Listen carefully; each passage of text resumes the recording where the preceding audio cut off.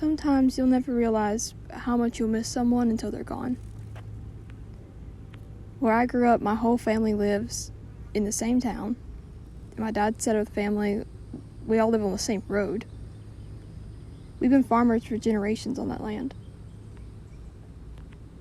When one of us dies, we all mourn. I remember when my great-grandma died, we all piled up and had big meals, and we would talk for hours about memories and try to make jokes. We tried to celebrate her life. We all knew it was coming. She had Alzheimer's real bad, and so we kind of anticipated it, but it still hurt.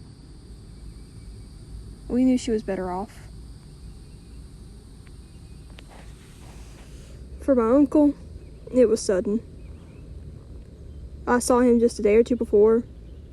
He and his dog were heading into the woods, I'm assuming to hunt. He was often doing that.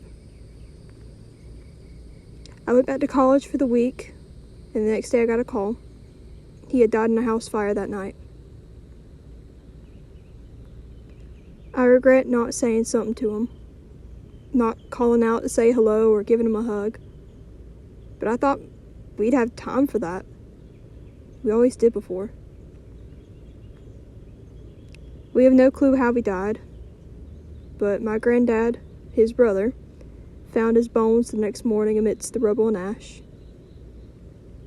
And his dog had led him there. By the time I got there, the Georgia Bureau of Investigation already took his bones, and I was asked to dig through the rubble and help find what we could of his. They don't tell you that when a house burns down, it permanently stains your clothes. So I'm actually wearing the jeans that I wore then, right now, and there's just little reminders all over. Not much was salvageable. Found some of his old moonshine jugs, a revolver completely melted from the fire, glass everywhere.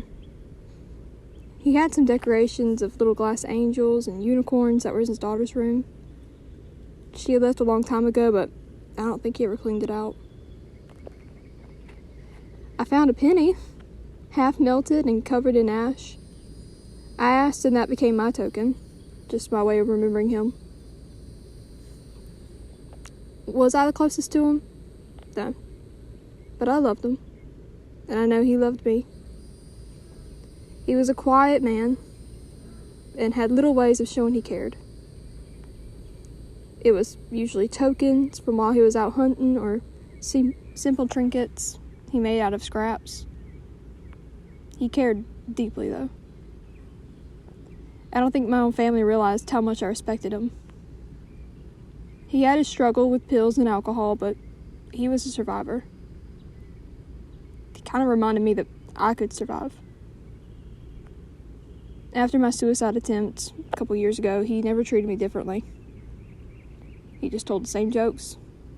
He talked about his recent discoveries.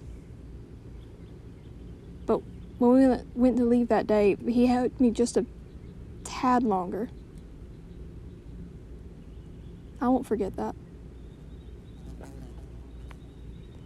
And now on the nights where I drink a little more than I should, I find myself crying for him, wishing I could hear him laugh again or smell the cigarette smoke that always seemed to follow him.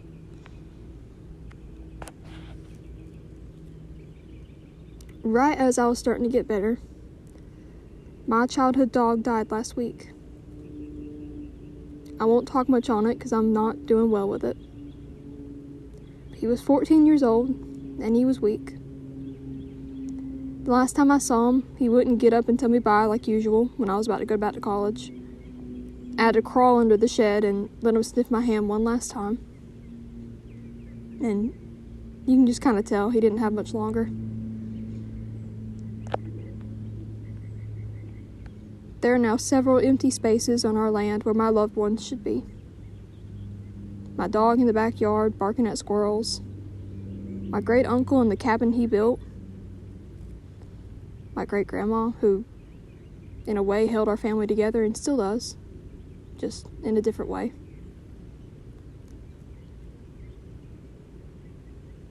And I can't help wonder, but who's next? Death doesn't wait. It won't wait for me to come home from college, or if I'm on a trip working, it doesn't wait. It just takes. And how am I supposed to move on? How do I look around and smile and laugh and joke like everything's fine? How am I supposed to prioritize my school when I'm constantly thinking about the time I should have spent with my loved ones? Or the time that I might have left with the ones that I do have here? The truth is, you don't. You don't forget. You don't move on. You just adjust. You slowly stop crying, but the ache never leaves. You start smiling when recalling memories with friends, and then cry later that night. It doesn't get easier. It's just different. But I do have faith that I'll see them again, someday. I just hope that when I do, they'll be proud of me.